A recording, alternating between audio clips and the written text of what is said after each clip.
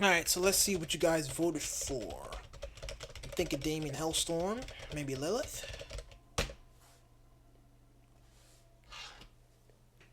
Wow. Um, shit. Okay. Yeah, I can do that. Yeah. I mean, it's gonna be short because I don't do the origins for DC Multiverse, but yeah. Yeah, let's do it. Yeah.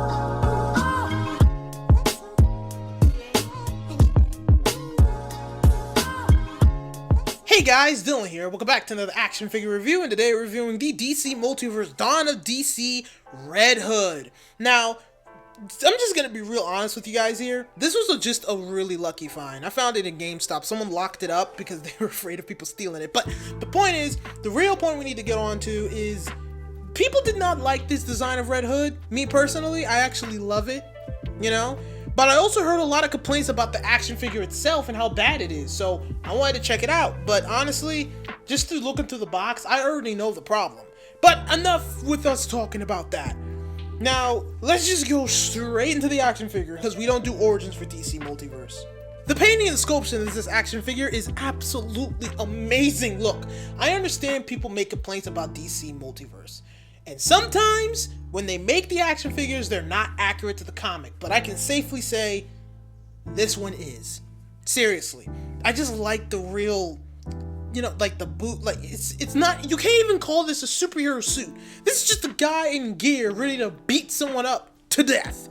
And it just, that's really it. The only other superhero thing I can tell is the Red Hood signal on his chest. And the actual Red Hood. But that's it, man. If this was anyone else, like if you zipped up the jacket, it's easy civilian clothing.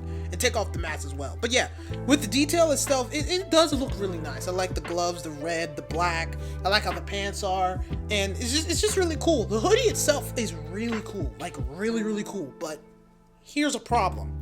You know, I'll explain that later. But if you take the hoodie off, he actually has hair, which is really cool. So like if someone wanted to take the jacket off and like make a weird no hoodie Red Hood with just him wearing what he has without the jacket, you could do that. And I've heard complaints about this head sculpt because Jason looks weird with hair, but honestly, I like it. Once again, I don't see a problem with this design, and I kind of like the fact he has this type of head, like this type of haircut, because I just like it, man. I just like it. You know, I give everything a fair chance, and if I like it, I like it. If I dislike it, then I dislike it. I like this design. I like the choices they made here. For accessories, it comes with two open hands / trigger hands, because, you know, Red Hood also uses gun. Yeah, he's one of the Bat family members who's not afraid to kill. He also comes with a katana and a crowbar, which is just, jeez, he cannot let go of that crowbar. The katana itself looks really nice, but the crowbar is the same one for every Jason Todd action figure. And he also comes with a DC Multiverse stand and card, which every single DC Multiverse action figure comes with. And on the back of the card is the origin of Red Hood, pretty much summed up, so you can go ahead and pause and read that if you want to know who Red Hood is. But, yeah, that's pretty much it. Also, hi, Future Dylan here. I forgot to say that the Red Hood, literal's hood, actually has these clips on the back where you can store his weapons. See, this one is for his katana right here, and this one is for the crowbar, and I put it in this way, like from the front, and I just slip it in and then push it in and then pull it back like that, and then there you go. So yeah, he has weapon storage, which is really, really cool. Not a lot of accessories because, you know, they, for some reason, DC Multiverse can't actually give characters that with guns. So these hands are more used as a holding weapon hand, but the accessories are still pretty cool. I mean, the katana itself just looks really cool, and man, you can't take away Jason's crowbars. My man said I got beat by one, so I'm gonna use it as a weapon. Is pretty much it. For articulation, this is where we get to the problem. Now, I must just say it right off the bat. The arms, the legs, the upper body, the head, everything is fine. The only reason why the articulation is bad is because of the hoodie. Now, I don't know if you guys noticed, but the hoodie is solid plastic. Well, not solid plastic, it's bendable plastic. Now, as you know, when you turn your head, the hoodie should turn with it because that's how hoodie works. You know, they turn with your head. But because of the plastic, the head can't move.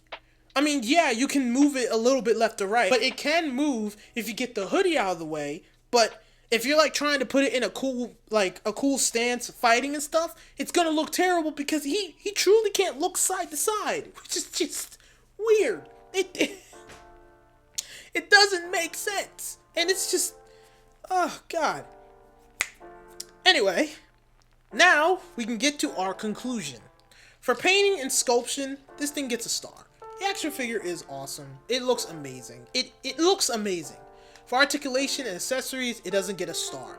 The hoodie literally stops his neck from moving.